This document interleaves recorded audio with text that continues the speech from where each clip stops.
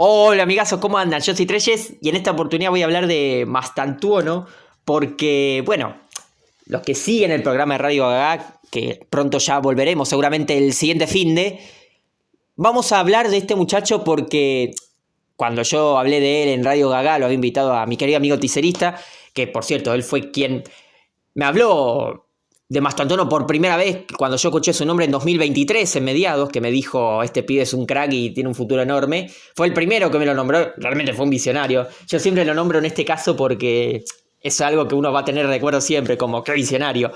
Porque en eso tenemos en común, nos gusta ver jugadores jóvenes para analizar y para ver y tener en cuenta futuro. De hecho, ya tengo pensado hacer otro video de este estilo de un jugador canadiense que me parece muy interesante. Los que siguen habitualmente el canal quizás entiendan a quién me refiero. Pero vamos a hablar de Mastantuono y ya en este inicio de temporada, porque interesa ver su progreso en el Real Madrid, porque ya veo un efecto distinto, porque es importante entenderlo también cómo hay posturas muy expuestas y extremistas de un lado y del otro, ¿no?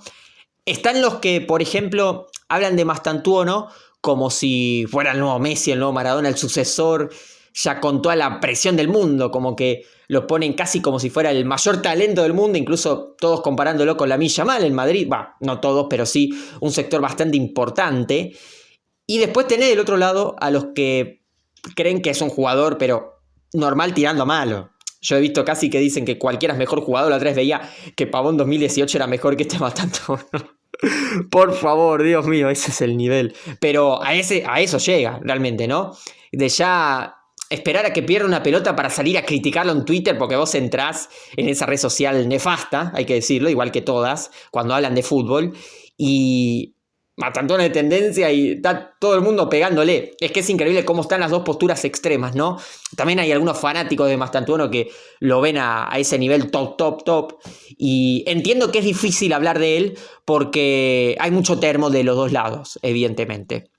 Y está la gente más nivel medio que sabe que hay un marketing muy importante del jugador, pero sabe también que es un jugador de buenas condiciones. Y acá está el punto. ¿Mastantuono es un crack o es un jugador de mucho talento? Sin dudas tiene muchas condiciones. Porque Mastantuono tiene buen pase, tiene una pegada muy buena, sabe recortar muy bien en cuanto a recortes, amagar de un lado para el otro, lo hace bastante bien. Tiene buena retención de pelota también. Es un jugador con muy buen cambio de ritmo y además te puede jugar tanto por la derecha como por el medio, aunque para mí no es extremo, y algunos dicen que sí. Mastantuono es un número 10 inventado de win derecho, como en esta época los hace jugar, para no ser tan posicionales como otros momentos de la historia, pero no es win derecho. Mastantuono es un 10 que puede arrancar sobre la derecha para perfilarse.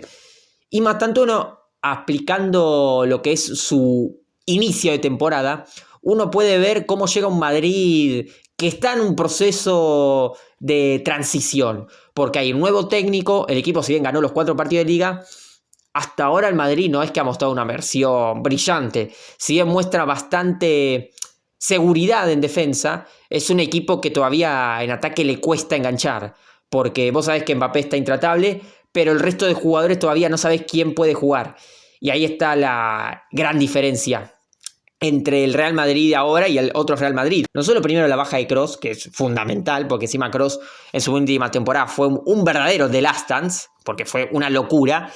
Y Modric, que si bien obviamente ya está en las últimas, ahora hoy jugador del Milan, la leyenda croata, son dos jugadores que eran muy importantes porque eran los que te marcaban el ritmo del equipo.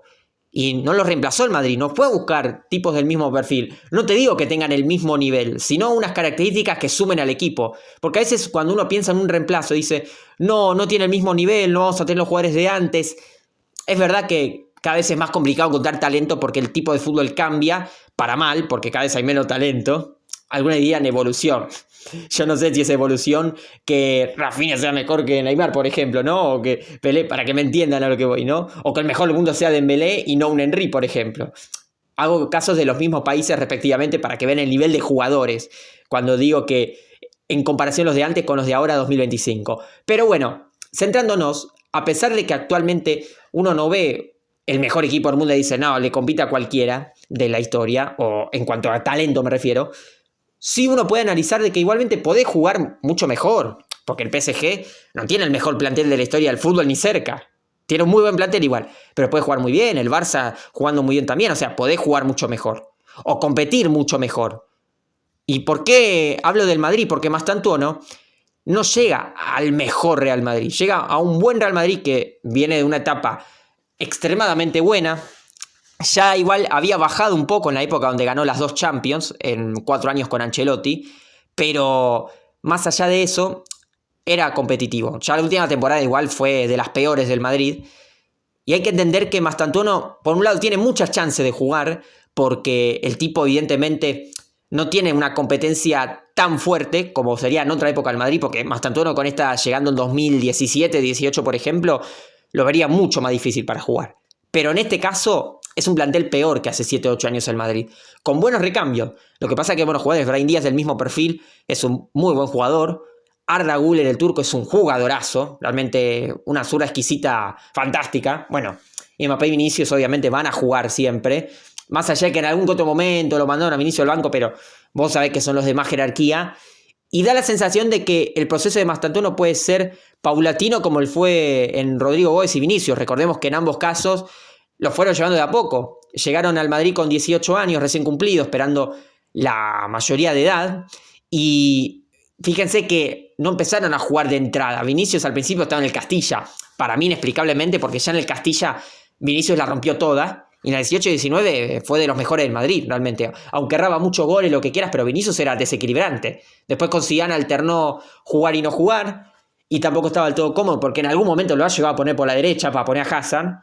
Pero la 21-22 empezó a jugar con más soltura porque ya estaba en su puesto natural y ya pasó ese proceso de maduración. Porque el talento ya lo tenía, el que es bueno siempre. Vinicius ya lo demostró, pero ese proceso le vino muy bien para desarrollarse. Lo mismo a Rodrigo Góez, que si en su última temporada fue bastante peor que las anteriores, él también se ganó un lugar gracias a ese proceso.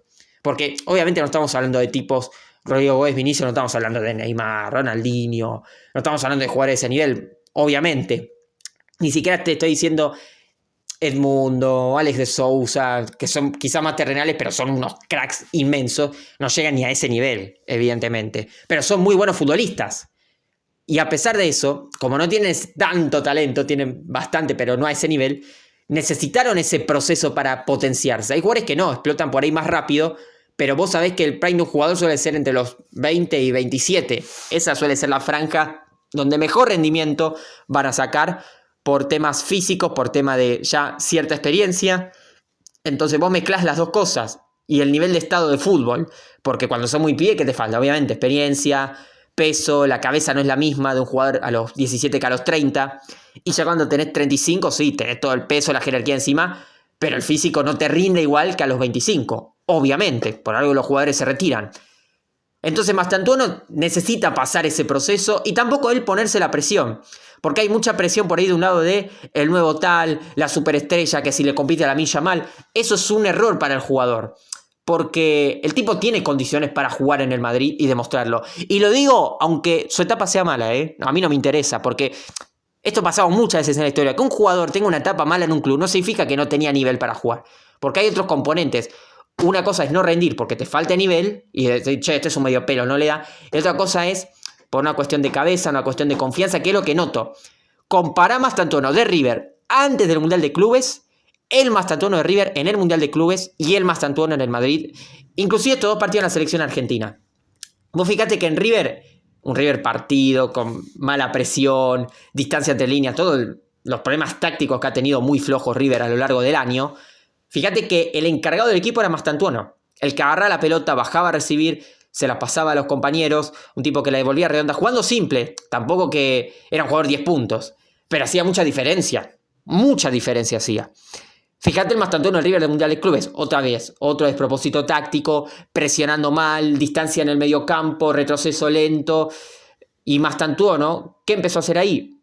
Jugar más a la individual. Buscar la individual, no largarla mucho, conducir demasiado, mucho cambio de ritmo, con algunas jugadas muy buenas, porque el primer gol de River contra los japoneses en el Mundial de Clubes, fíjate que viene de una jugada de Mastantuono, que abre el pie, se la da a Cunha, centro y gol para el 1-0 de Colidio, había sido. Sí, fue de Colidio porque el que hace de Driussi fue en el segundo tiempo cuando se lesionó. Fíjate cómo ahí Mastantuono, en esa jugada, ahí te marca una diferencia en abrir el pie y empezar a jugar con el equipo. Pero el resto del torneo fue bastante individualista. Y en este Madrid, por ejemplo, ves un Mastantuono opuesto en la toma de decisiones.